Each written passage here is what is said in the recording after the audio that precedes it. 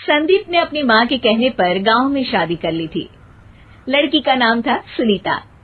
माँ का कहना था एकदम मॉडर्न बहू नहीं होनी चाहिए, लेकिन उन्हें नहीं पता था कि गांव से आने वाली बहू सुंदर सुशील तो होगी और उसको गांव से बाहर भी निकाल लाएंगे, लेकिन उसके अंदर का गांव कैसे बाहर निकलेगा। शादी के कुछ दिन बाद, माँ टिफिन तो देना जरा। बेटा अब तो स्कूल नहीं ऑफिस जाता है, माँ से नहीं अपनी बीवी से टिफिन मांगा कर। ओके माँ। सुनीता टिफिन ले आओ। एक लो टिफिन, इसके अंदर पिस्ता डाल दिया है। पिस्ता? पिस्ता क्यों? सास जी ने बोला था ना कि आपको पिस्ता बहुत पसंद है। ओहो, मैंने पिस्ता नहीं पास्ता बोला था, पास्ता। पास्ता? कहीं होता है पास्ता? अरे बेटी तू रहने दे, मैं बना दूंगी। अच्छा किया कि पाव भाजी बनाने का नहीं बोला, वरना किसी के पाव बना देती है। सुनीता को बुरा लगता है, लेकिन उसकी नादान हरकतें कम नहीं होती।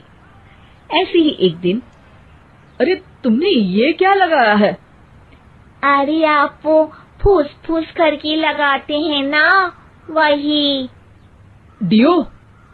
का दियो? किसको दियो? अरे वही ना जिससे खुशबू आती है।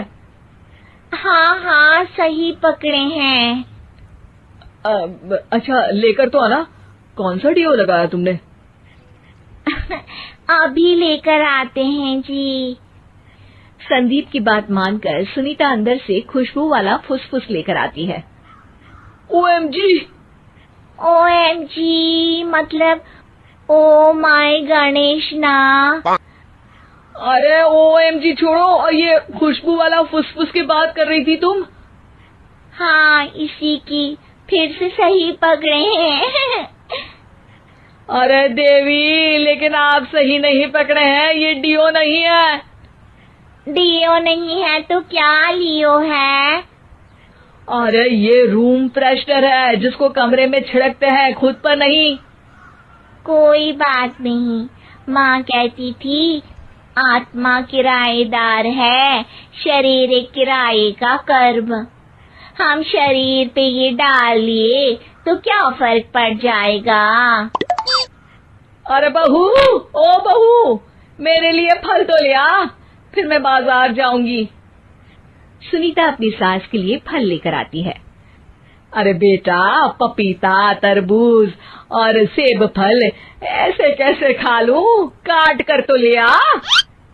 माँ जी, मेरे गांव में तो खेत से उठा के सीधा खा लेते हैं। अरे ये तेरा गांव नहीं है ना। अरे संदीप, तू ही कुछ समझा देना इसको बेटा। मैं कैसे समझाऊं माँ, ये तो माइक्रोवेव को भी भट्टी बोलती है। कल मैंने बोला हाय कैसी हो, तो बोलती है किसी को हाय नहीं लगानी चाहिए। अरे सुनीता, तेरा क्या होगा? अभी तो कैसे बताऊं माँ जी, अभी हम कुछ करेंगे फिर पता चलेगा क्या होगा, लड़का या लड़की। हे भगवान, कहाँ से आ गई है? रामपुर से जी, आप ही तो लेकर आए थे मुझे। अरे मुझे माफ कर दो।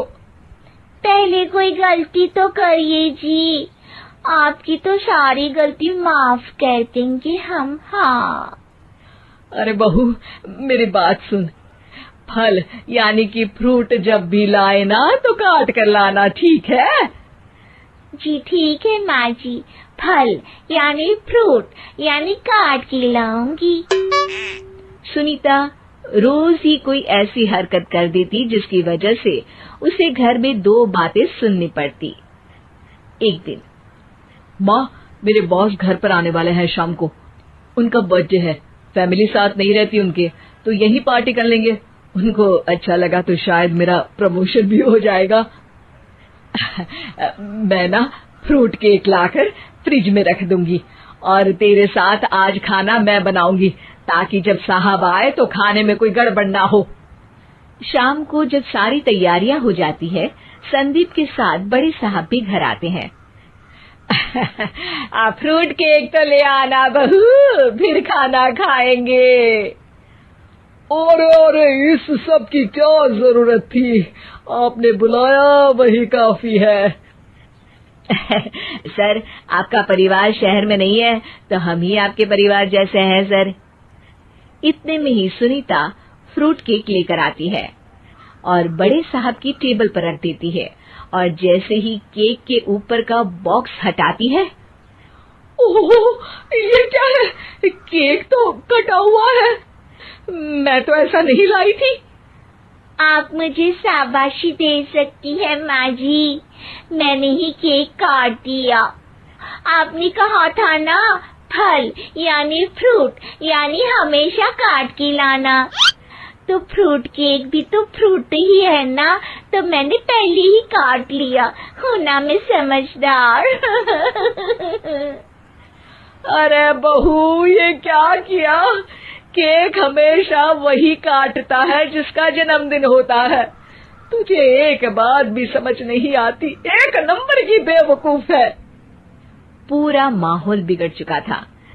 संदीप को लगने लगा था कि साहब उसे प्रमोशन तो दूर की बात है, कहीं डिमोशन ना दे दे, लेकिन साहब बीच में ही बोल पड़ते हैं। अरे कोई बात नहीं, ये इनकी बेवकूफी नहीं है, इनका भोलापन है। बेटा आप कहाँ से हो? रामपुर गांव से। अरे वाह, गांव से? फिर तो आपके गांव में ताजे फल और सब्जियां मिलते होंगे। हाँ, सही पकड़े हैं। हम तो काटते भी नहीं, सीधा खा लेते हैं। मैं ना एक बार तुम्हारे गांव घूमने जरूर चलूंगा। क्यों संदीप, ले चलोगे ना? मुझे गांव घूमना बहुत पसंद है। बस फिर क्या था, संदीप और सास दोनों खुश हो गए, क्योंकि साहब को सुनीता ने गांव की बात करके खुश कर दिया था। अब संदीप का प्रमोशन पक्का था।